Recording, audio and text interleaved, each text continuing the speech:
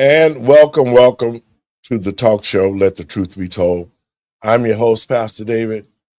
And folks, we got a great discussion. We're going to talk about the Asian boycott that's going across America within the Black community because of the Cyrus shooting. And it's something that should have been done a long time ago. We're going to discuss the White House issue of the UFC fighter that called Michelle Obama a man. So if you ain't got nothing to do, call your friends and let them know you're listening to Let the Truth Be Told Radio. I'm your host, Pastor David. Y'all come on in.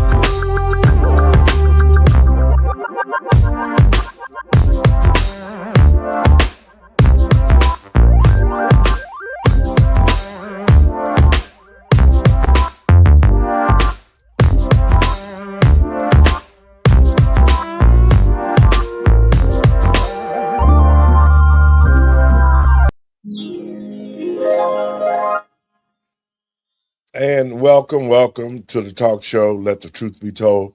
I'm your host, Pastor David. And first, let me give all praises to Yahuwah and Yahusha. That's God in Christ in Hebrew. Well, it's about time. It is about time that the Black community has awakened. It's about time that to the American people and patriots across this country, several times you heard me come on the show and talk about all the other people who are in the Black community chasing the $3 trillion that Black people spend each year. Thus, you have all the different types of shops.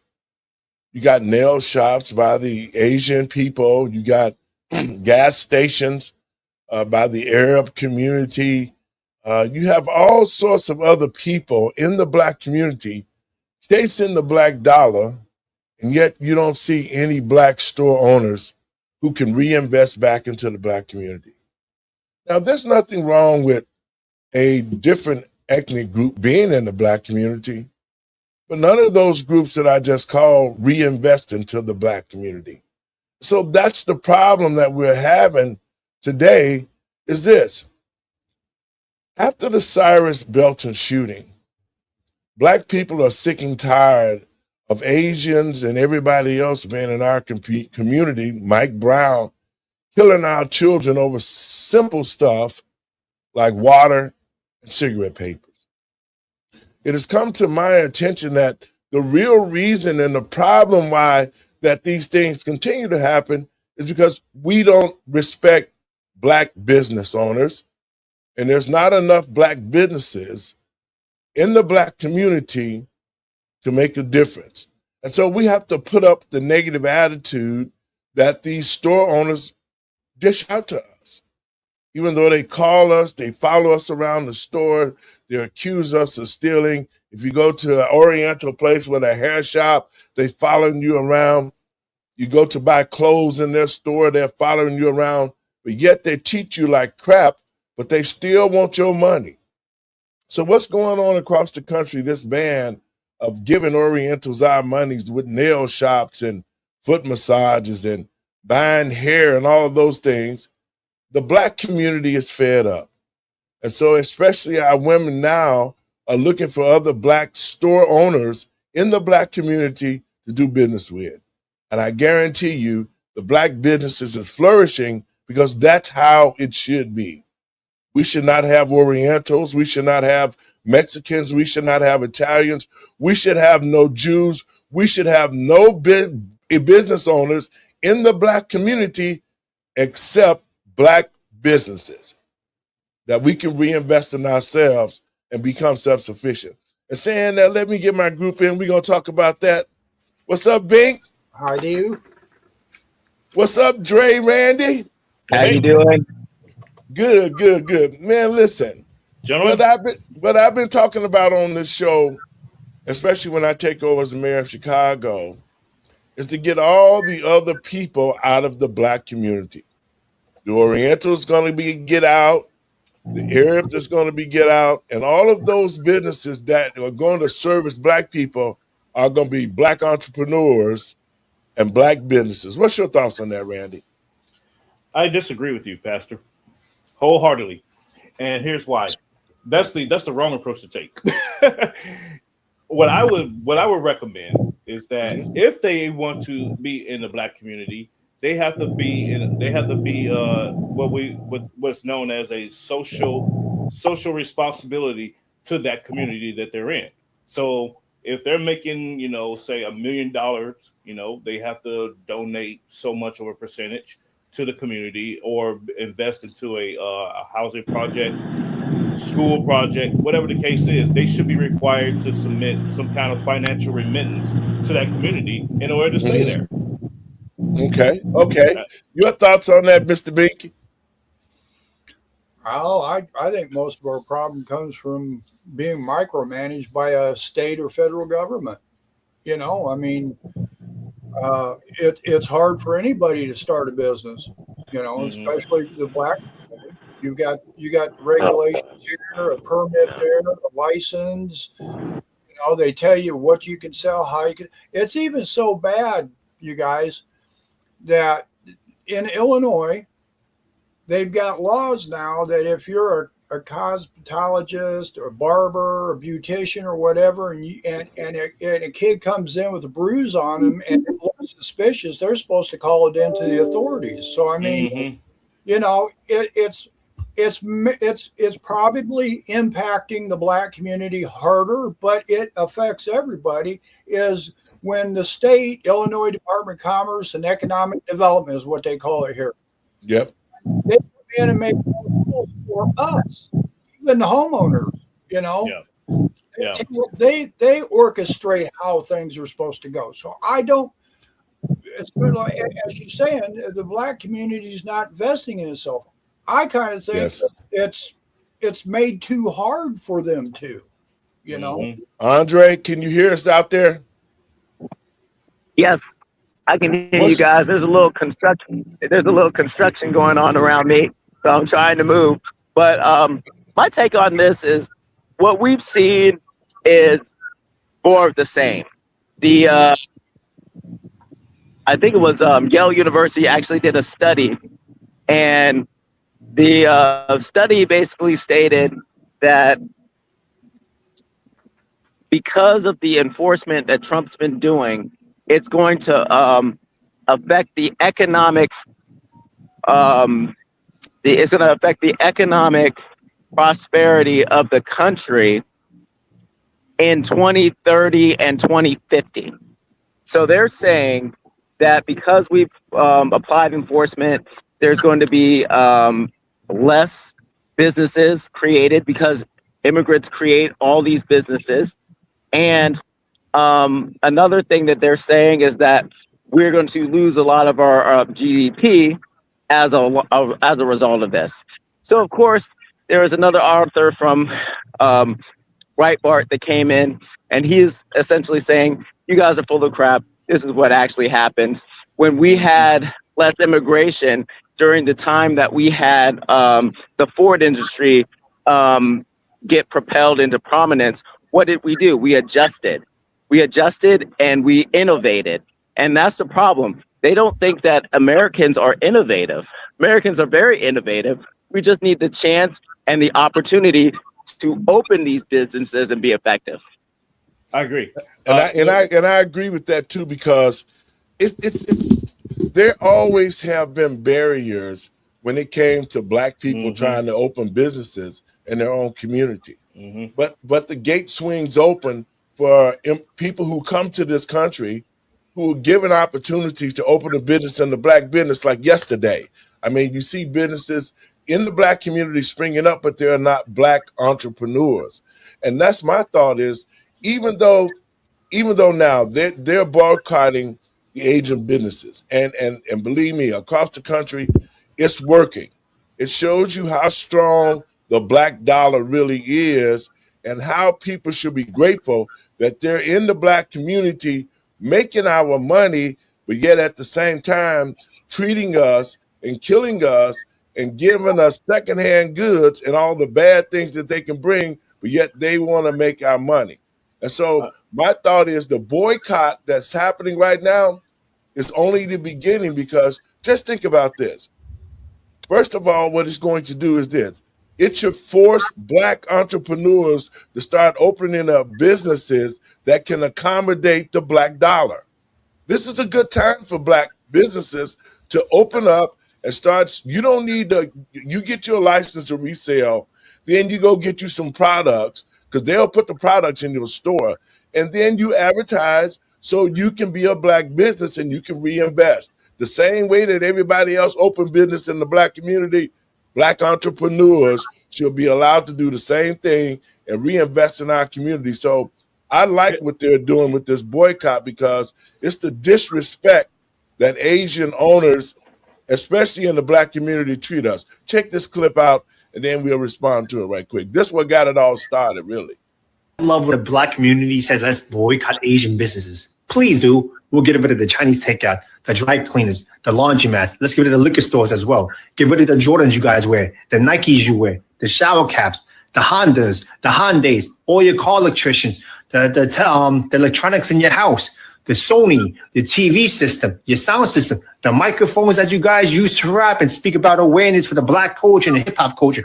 Where do you think that's made in? That's made all in Asia. And here's another thing for you guys. You guys want us to leave the neighborhood so bad? Oh, Asian people are in our neighborhoods? We're in white neighborhoods. We have our own Chinatown. We have our own Koreatown. You think we really need you guys to benefit off and make money? A lot of us. Okay, Dre, your thoughts on that comment? He's telling the truth.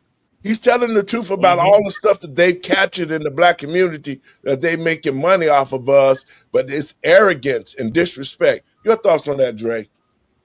Well, it's the arrogance and posturing, because one of the things that he's saying is, oh, we're going to get rid of like the microphones and the Nikes. Oh, because we're boycotting businesses that are foreign owned, that are not treating black people right. China and other Asian countries are going to stop sending us products and stop making money. That sounds ridiculous. And the Asians in America are nowhere connected to that Asian economy abroad. So what he's saying doesn't even make any sense. And number two, like what we're seeing is the backlash. For him to even say it and come out and put his whole chest out and say it like he did, obviously he's bothered by it. Obviously, it is something that he believes will be a problem if the actual activism happens and the boycotts go through. And the boycotts are going through. Randy, your thoughts on what he said? You know, I got a few things actually. So, number one, the barrier to entry to start a business by minorities is significantly actually high. Okay, so you have people that come over from overseas, immigrants and whatnot. They can apply for a small business loan through the SBA, through whatever state ran program, and so they get that money to go into these communities to run a business. The reason why Black Americans struggle to do that is because we are already American citizens. This is the same thing with white Americans. You can't, both groups can't, or even Hispanics. All three groups can't go into the SBA and say, hey, I want a loan because, I'm a minority immigrant. They don't like, no, you're not. You're an American citizen. Go figure it out. Have a nice life.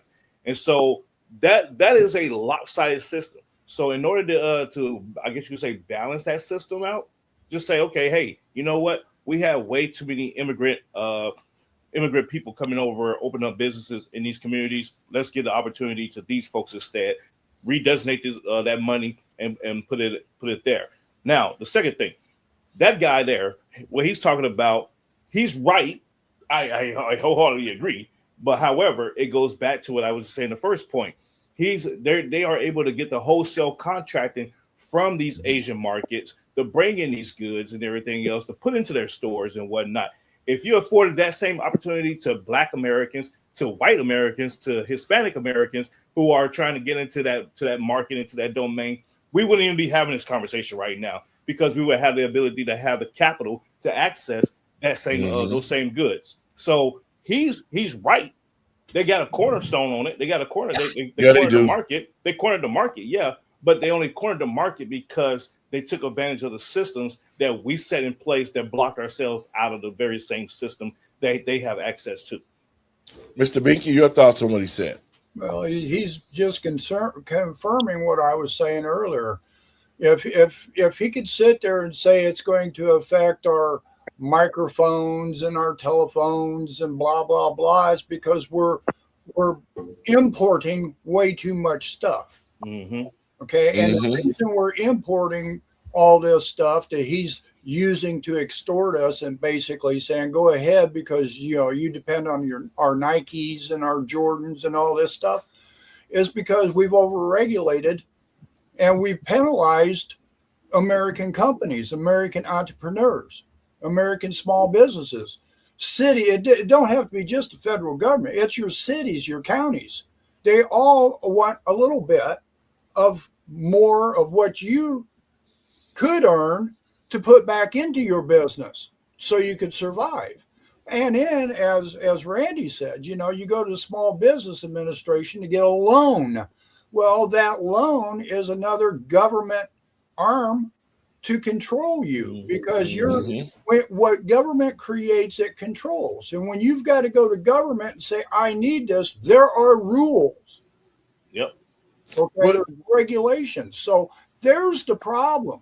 We've got to fix what our government's already caused to start this big mess, to make it unaffordable, unattractive. We've got to fix that part of it before we can start being unified again. But guys, this boycott is serious throughout the South and throughout the America now. Black women are not going into the nail salons. They are standing fast on it. And it's causing a lot of, businesses to close because that's the whole thing of it is. The Orientals are in our business and they do have a pact with an international pact that nobody can purchase in the Black community, can go outside them and purchase hair goods from anybody else. It all has to go through the Chinese. They're the ones who are holding that type of pact so they can control the pricing. And if you want to get the goods, you got to go through them. So they're going to make money anyway. See, that's the thing that bothers me the most in our community. And this is why I'm saying this is a good time for Black America, especially Black investors, to start coming together and opening up and allowing entrepreneurs, helping entrepreneurs open Black businesses, open up Black businesses so that they're capable of supplying the demand and needs to the Black community. This is a great time because now we can create that generational wealth because of the fact now we can teach our children how to run the stores just like everybody else is doing.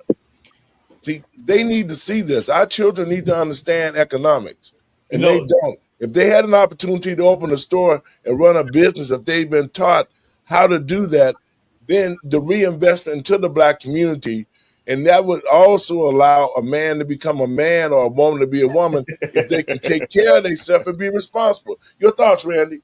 I was just going to say, the problem that we face with trying to do that. You say you get 25 millionaires in a room, Black millionaires, 25 of them into a room. You automatically walk into a room of opposition because everybody's tribalistic, okay? And they already got in their mindset that if you don't think like them, if you don't talk the same lingo as them, if you don't even look like them in terms of the shade, that they're already against you. And so we have to overcome the tribalistic mentality that we have within the Black community. You can't expect economic, mobility or upward mobility in terms of economics if you can't even get past the first barrier, and that is the communication and the tribalistic mentality. And so that's what we struggle at. And you look at it, you see it in it. Matter of fact, a prime example. the NBA, Mm-hmm. the sports complex in its entirety, actually. So you got the NFL, the NBA, the Major League Baseball, hockey, the whole shebang. They're tribalistic, and these organization presidents and owners, they take advantage of that, and they pit everybody against each other intentionally. Mm-hmm. Just imagine if the entire sports complex, all the blacks that play in the NBA, NFL, and all that, they came together and say, you know what, we're finna buy segments of the United States and build this for our families and our communities so they can prosper while we play sports and bring in the money and give it to them so they can grow businesses. You know, every single player will be benched or kicked off the team if that idea came to fruition. Just think about that. They won't allow that. So that once again, it goes back to the barrier of entry and the keeping of the division and keeping the tribalistic mentality going. Because if we allowed everybody to come together and say, hey, we want something for ourselves, they'd be like, nope, that's not going to happen.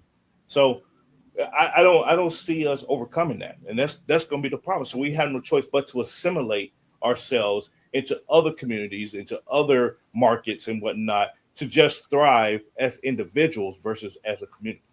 Your thoughts, Dre?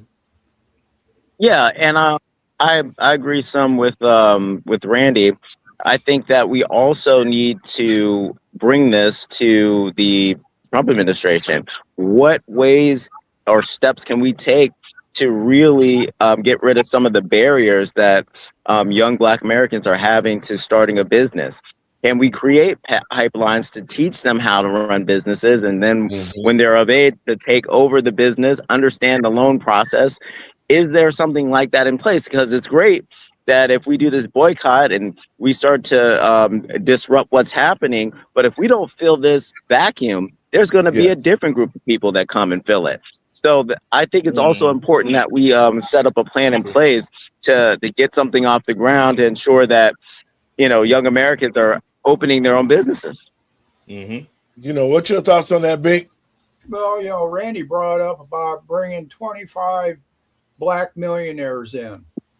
Okay, I don't like rich people. I really don't. I really don't. I'm not rich, so I guess I'm jealous. But I don't like rich people. But you know, there's a place for rich people. So, as Randy said, you're bringing 25 million Black millionaires in there to invest in their community. Okay, you stay away from government. You stay away from banking. Let's Henry Ford was Henry Ford. This is a little research deal for you guys. Was Henry Ford rich when he opened up Ford? Nope. No. Okay. No. That's what we've got to get back to the basics. I don't care about this progress, as I've always mentioned. Let's go back. How was Henry Ford able to open a business up, employ thousands of people? And it wasn't the unions that created the 40-hour work week and so on. It was Henry Ford that did that. Mm-hmm. So that's what, I can't see why progress has got to stand in our way of our past, because our past can teach us, can show us, we can learn from it. But we've got to have government out of the way. So my suggestion is, of course, society's got to change their mentality, but I think we ought to be able to find those 25 millionaire Black millionaires and convince them, the Black community, convince them, if you invest in us, we can repay you back, and we can, as you said, learn how to be entrepreneurs and pay back that millionaire that helped you with your business. And you know what? Exactly. I agree with all three of you guys. That's for sure. But the thing of it is too, is that because it's been going on so long, the disrespect to the Black dollar coming in, everybody's embedded into the community. Nobody is returning back. And the real shame is the Black politicians who allow them to come into the community. Because in Chicago, as an alderman, if you say no, you can't come into the community, you can't get in. So it's much bigger than than what But we see, because it's black politicians who have an opportunity to create these economic zones to make sure that black businesses are thriving. And that's part of the problem too, because there's no way, and I'm not a racist or nothing like that at all, but I see this, and I want your thoughts on this. With these nail shops, how many Chinese do business with black nail shops? probably none. Probably none. Likely none. And to your point, Pastor, I'm gonna jump in on that point that you just made there about aldermen and city officials letting these folks in. That once again, it goes back to they need a tax base, and they this is that group of people that can get that money, get that capital, and so they can tax it. So yes, they're gonna let them in. They're gonna be like, yeah, you know what? Okay, yeah, you want to put up a shop? Yeah, okay. But guess what? We're gonna tax you 18% of your income, you know, and whatnot. And that Asian person is like, okay, cool, whatever. That Arab, they're like, okay, cool, whatever, you know, because I'm gonna make a whole lot more money anyway. Yes. And that's what that's that cycle that I'm talking about.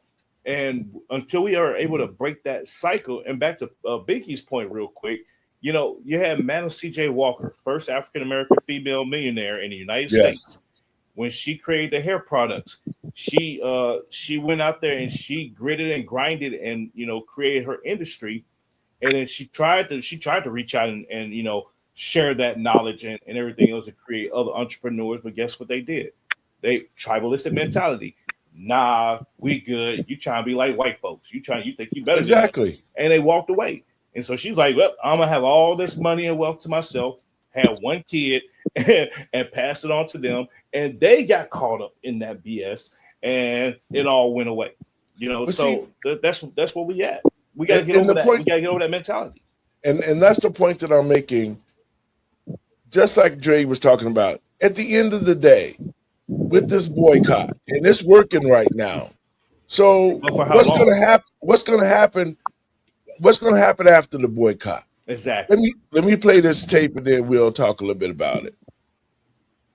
Boycott movement that started after the Rick Chow verdict is showing no signs of slowing down. In fact, many people online now believe it's beginning to have a real impact. Hey, black community, how's that Asian boycott working out for you, man? I mean, I've been watching it online, how y'all gonna stop dealing with Asian establishments and so on and so on. So at least be the ones to go, these women, where they're gonna get their hair from, their eyelashes, where they're gonna get their nails and feet done, you know, and so on and so on. And where you're gonna get your Nike sneakers from and all that other shit, you know? I'm trying to figure it out. Me, I'm not boycotting shit. This is not my fight. It really isn't. Besides, this pepper steak and fried rice is banging. You're right. It's not your fight because you're not a black American, sir. This is the biggest issue that we have right now when it comes to this boycott. And first of all, shout out to everybody that is really standing 10 toes down, because I stand with anybody who feels that they should boycott these immigrant-ran businesses when they are not being respected in their community by them. Here's the thing, sir. You're Cuban. You're not a black American. So why the fuck are you even speaking on what the hell we're doing? And I've seen your video several times where you said some really disrespectful shit when it comes to black Americans. It's not for you to speak on anything. I don't understand why so many people who are not even a part of the black community even talking about this shit. It ain't got nothing to do with you. This has been an ongoing issue in the black community for a very long time when it comes to Asian businesses. It is. Boycott is for people to boycott what's going on when it comes to dealing with these people in their community. Of course, people are still going to buy shit that comes from Asia because everything in this motherfucker is damn near made from China. It is. It's just still befuddling to me, considering at one point to buy anything made in China was an embarrassment. Somehow it's the only thing that we could really get. Fact of the matter is, quit worrying about what the fuck black Americans is going through or what they're doing when it comes to how they're spending their dollars. I am absolutely loving the fact that so many melanated Americans, beside the ones who are only doing hair or doing lashes or getting their nails done, is actually getting the shine. We got people who make jewelry. We got people who are estheticians. We got people who are dentists. We got them all. And I am loving to see it because these people kind of get overshadowed by the amount of immigrant-ran businesses that are currently in their neighborhoods that do not respect them. It's embarrassing to see so many conservatives who have this mindset that you can't stand for Black America just because you are a conservative. What's better for Black America is what's better for America in general. It's the whole fucking point of Make America Great Again. A lot of y'all are using this Make America Great Again and the fact that you voted for Trump be fucking prejudice, and I am tired of seeing it from other melanated people. But mind your business and try to focus on what you could do for your people over there in Cuba. Not worry about what the people are doing in their neighborhoods. God damn it, we are America. Our culture is America. I don't have no need for weave shops and nail shops had it not been for Black Americans making that shit popular and trendy. But nobody wearing those big ass lashes and these long ass nails till Black Americans made that shit trendy. I just don't know where y'all got the nerve. Y'all have the nerve. What's your thoughts on that, Dre? What's she saying? What she's saying is spot on. I think that a lot of people, individuals, organizations are putting their 2 cents into this, and it really has nothing to do with them. And we've seen that there's been a disconnect between different groups of what they would call Blacks, whether it's Black Americans, Black Cubans, Black whatever. But there's not, they all have different issues. You know, they all have different things, and this is our issue. And we're going to really see how all of this plays out. But at the end of the day, people should not be putting their 2 cents in that are not involved. Your thoughts, Randy? I concur. You know, what she said, what really caught my attention is the fact that she tried to pivot to blaming conservatives. that honed in. That I honed in on that for a reason. This is not a conservative or a liberal issue per se, because this is an economic issue that affects everybody across the board. Whether or not it doesn't even matter what your politics are. If you are within that community and you're being affected by something, the politics, the silo politics doesn't even matter. It's not even part of the conversation. Is because we're not talking about policy. We're talking about a situation where you have a group of people treating another set of group of people a certain kind of way based on economics. And so I don't know why she decided to throw that in there. I understand the segue she was trying to make, but it was a very far stretch. It was a very far stretch. But to her point, her overall point about other groups having something to say about what's going on, I get it.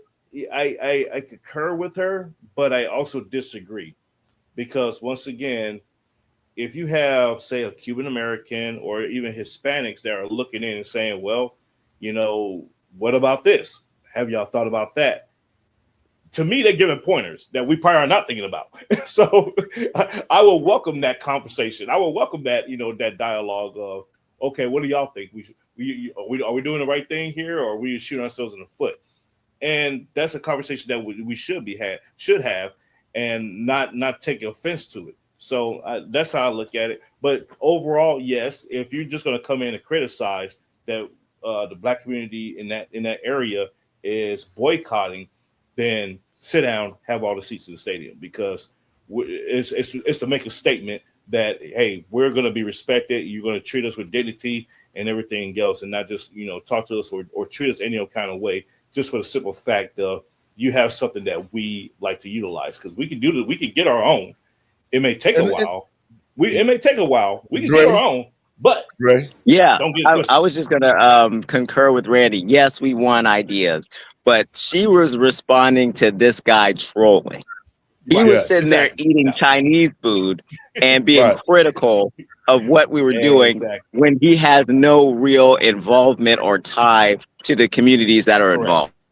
So that's where I was in agreement. But you're spot on, Randy, because there may be people outside of this that may have some good ideas, and it's all about relationship building, because we can build things on our own, but if we have a coalition of people to help us build what we're looking to accomplish, then it's easier. Then it's harder for things to kind of get destroyed.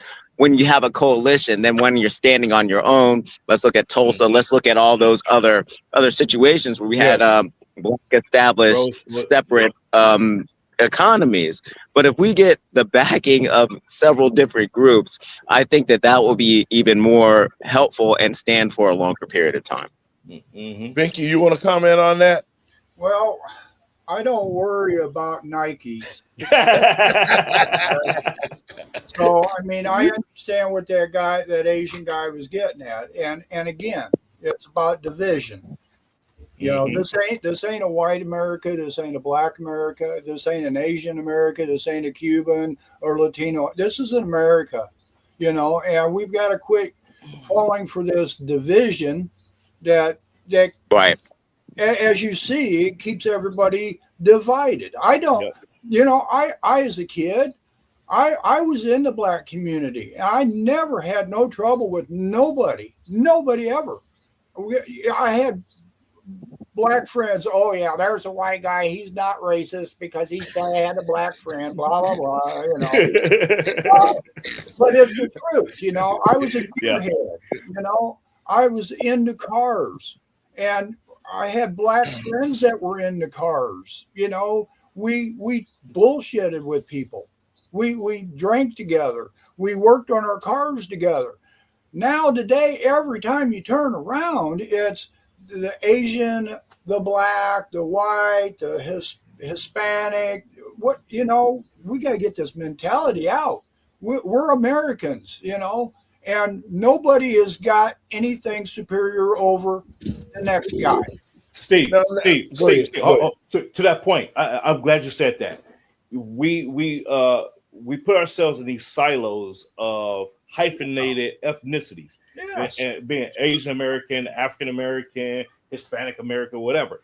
But here's the thing: it is by design.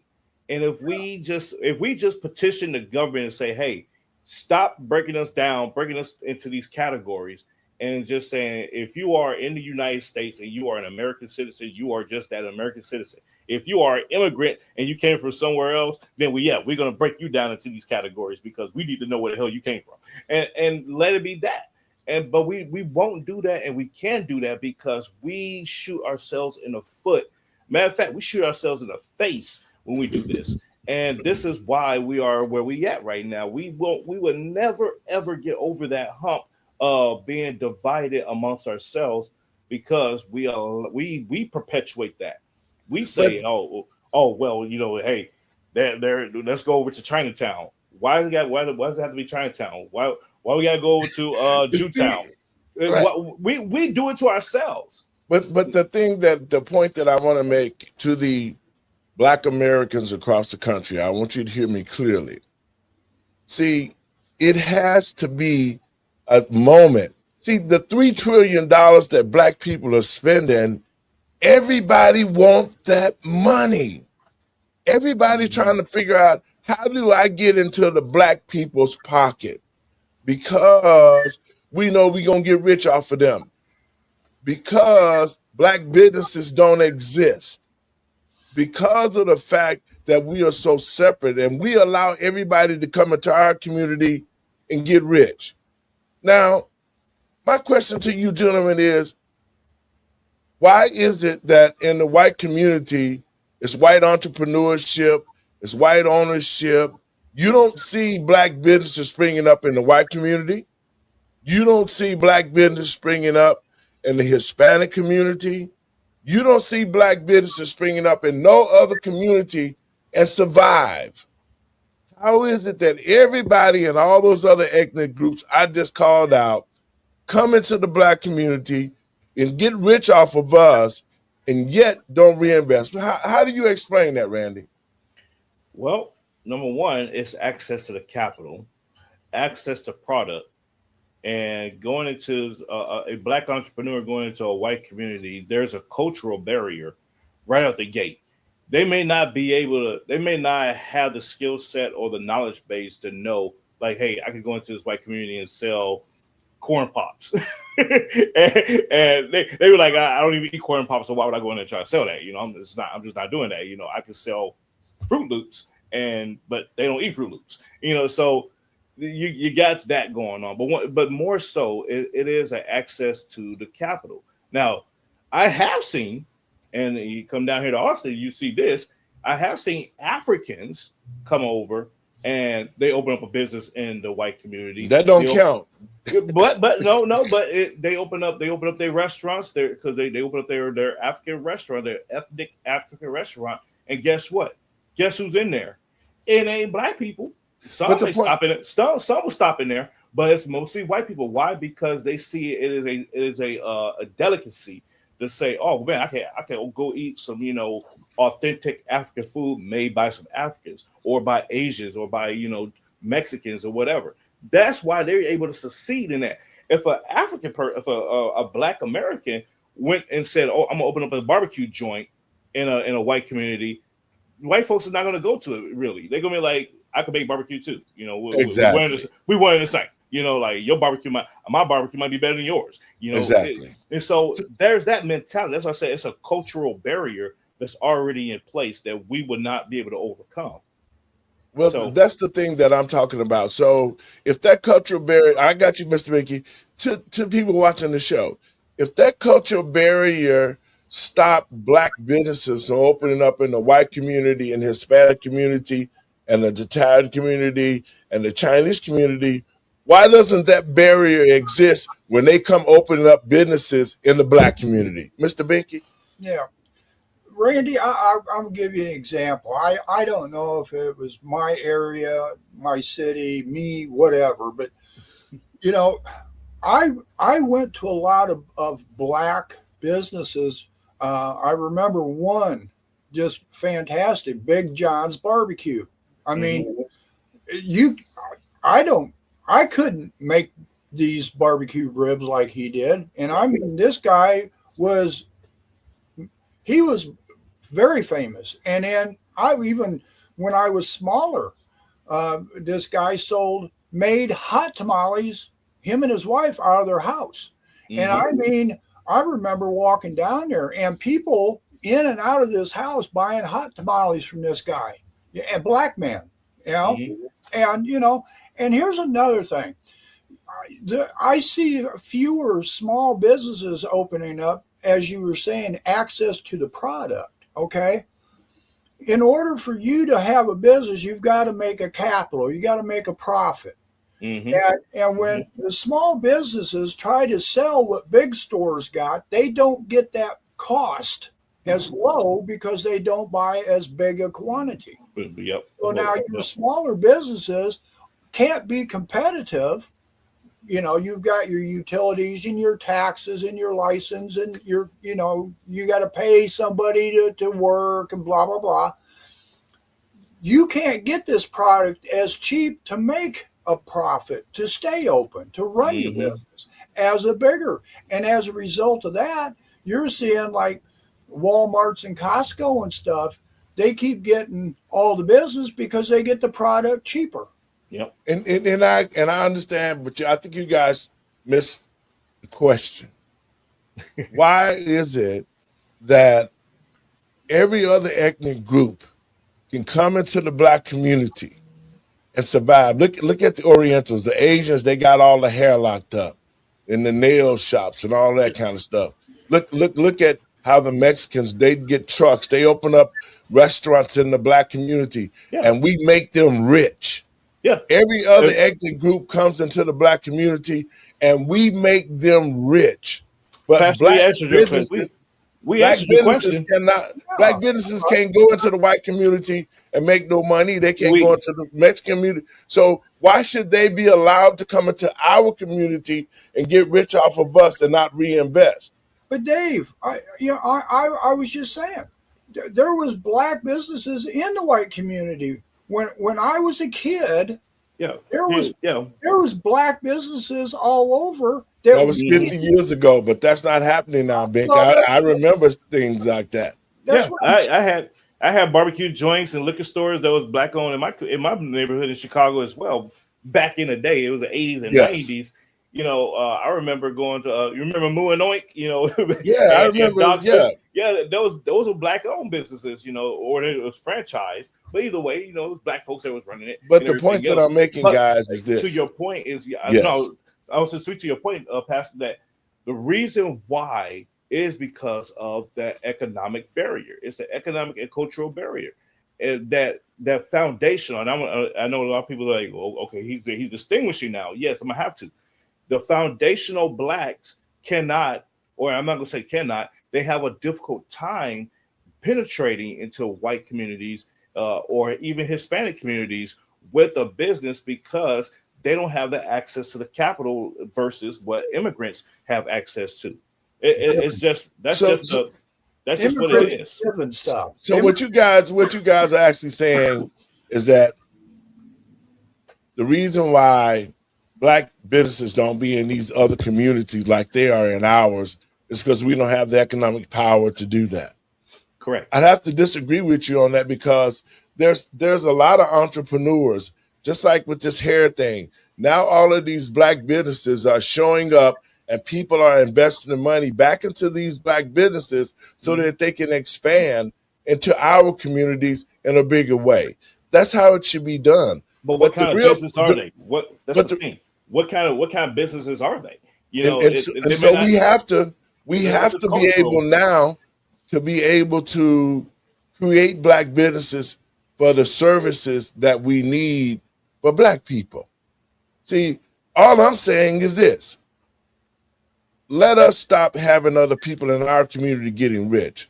Let us seek out black businesses so we can invest into them and then they can invest back into the community because everybody that's in the black community, the Orientals, the Hispanics, all of them are not reinvesting into the black community. Right. But at the same time, they're just pulling money out.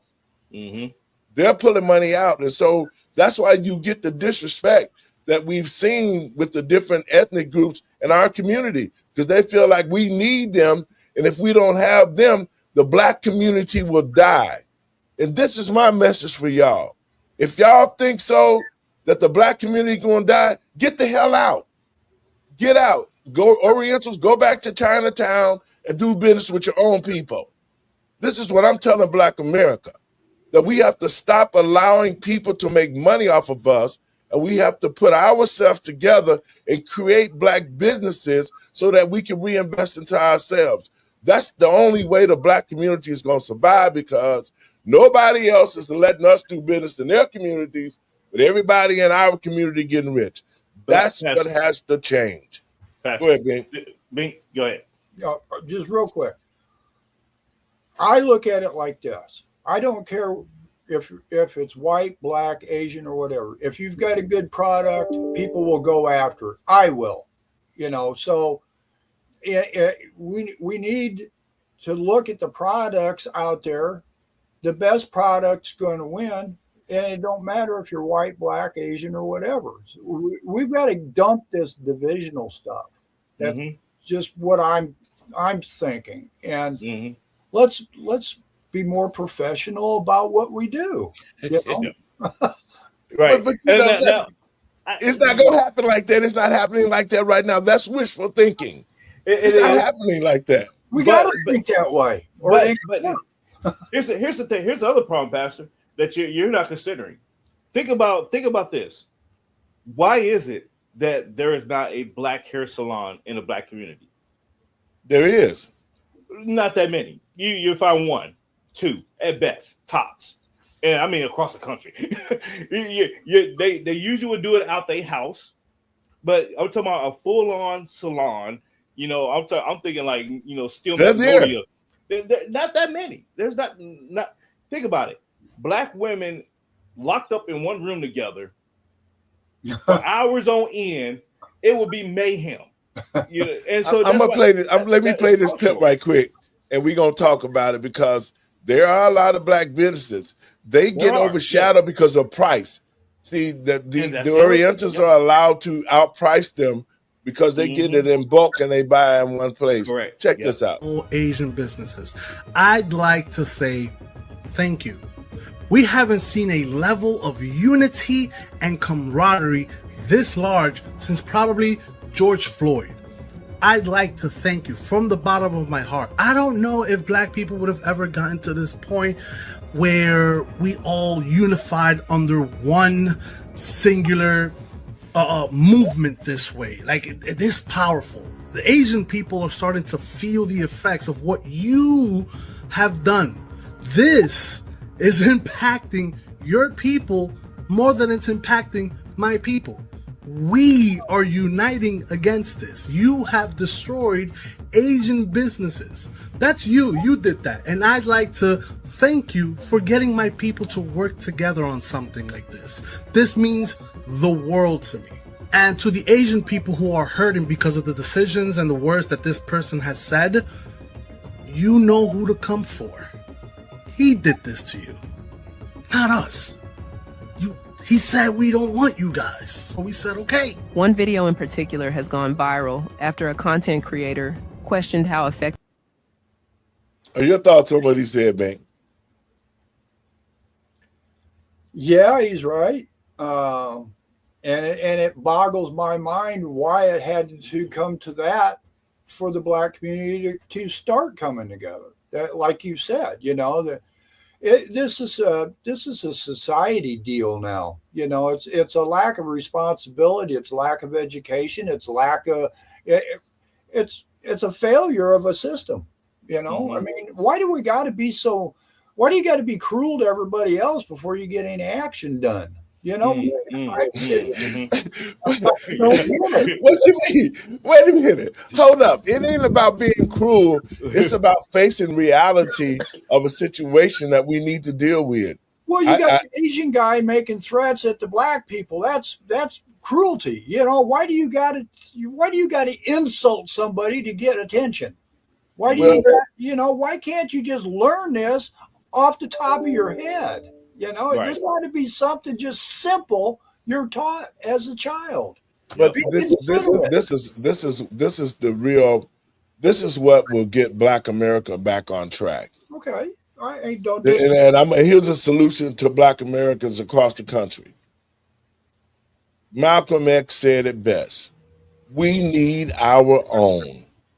This is the bottom line of it is, we have to create our own black businesses in our own community and start patronizing them and unifying ourselves and becoming self-sufficient. See, as long as people are coming in the community getting rich, there will be no unity amongst black people because they're going to be taking our dollars, putting them somewhere else. My solution to every black community across America: let us take our dollars out of this economy and reintroduce it back into the black community, just like the Black Wall Street. When the Black Wall Street was in effect, the black community flourished. We had everything that we needed. And that's why it became the most richest, wealthiest communities in America. It's because we was reinvesting into each other. That's why. And you didn't see Asian businesses in the black community during the Black Wall Street area. That's because there were black entrepreneurs who provided all the services to the black community that they needed. And I think we have to get back to that concept and that mindset that we have to create in the black community, the idea of the Black Wall Street reinvesting into itself, creating generational wealth, and moving forward just like every other community is doing that's in America. Randy, your last thoughts, we're going to get out of here. My question is, I 100% agree with you, but my question is to those South Carolinians that are boycotting those Asian companies. Then what? You know, exactly. Then what? You know, after you shut down that business, then what? You know, are you going to step in and fill that void for that community, or are you going to say, oh well, we're just going to go down the street to the other one that's still running, and it's going to be a perpetuated cycle again? So that's what we have to get over, is the fact that it's okay to boycott. Cool. Send a message. Absolutely. But if you're not ready or willing to step in and fill that void and fill that gap and fill that need in that community, you did it all for nothing. And those Asians, they're going to sit back and say, okay, yeah, I may have to. We're going to wait you out. Yeah. we have to close for a few weeks. Okay, whatever. We're gonna still be stacking our money because guess what? We're gonna go right back to the government and get more money, and we're gonna come back and open up, and you're gonna bring your black ass right back in here. And so this is what we have to get over, And until we do that, I salute them. Great effort, but where are you gonna go from here? So, but hey, thank you all for thanks for the great conversation, and I thoroughly enjoyed it. And for everyone out there, you can follow me at rperm on all social medias and all that good stuff, and check out my book, Polarizing America. We talk about this kind of things. Right, Mr. Binky. Well, they had a big celebration at the White House over the weekend here and stuff, and we're supposed to be celebrating a 250th anniversary of our Declaration of Freedom, and we've been sitting here talking about division. We've been talking about how we can prosper. We've been talking about how we can start getting along, I guess. So why don't we, instead of just partying on the July 4th here, why don't we start figuring out who the real bosses are? And let's start taking back what belongs to us. And that way, maybe we can have our own businesses, get our Black Wall Street back, be prosperous, and be in control of our own lives. And we've been talking this whole hour about problems that we need to come up with solutions for. So my homework is where do you want to be in your life? Where do you want your kids to be in life?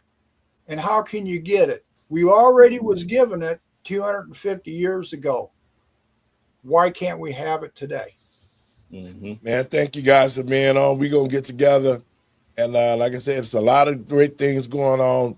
And I'll see you guys Friday or next week. Y'all have a blessed weekend. You too. Folks, I want to thank you for tuning in. And I want to say this. Again, I welcome the boycott that's happening. This is a wake-up call for the Black community. We see that we can pull our dollars out of the people that are hating us, but yet want our money. They treat us like dogs, and yet they want our money. This boycott is saying a lot to Black America, and our eyes should be opening. Just think that if the Black community would open stores by Black owners and reinvest it into itself, that doesn't make it a racist situation. That makes it self-sufficient. And that's the point that I'm making. That's what should be happening. There shouldn't be Orientals in the Black community selling hair. There should be Black entrepreneurs selling hair to Black people. There shouldn't be Mexicans running around selling food in our community. No, because we can't do it in other people's communities. So this boycott is a wake-up call for Black people to start becoming self-sufficient and reinvesting into ourselves. Because if we take the idea of the Black Wall Street and reinvest it into our own communities, created entrepreneurship, and taught our children and teach our children how to be entrepreneurs and how to run these businesses, the Black businesses, the Black community will become self-sufficient, and we can stand on our own and teach our children what we want to teach, create generational wealth, not only in one place, but all places. And that's what the American dream about. A capitalistic country, making it great again by being self-sufficient. God bless you. Thank y'all for tuning in.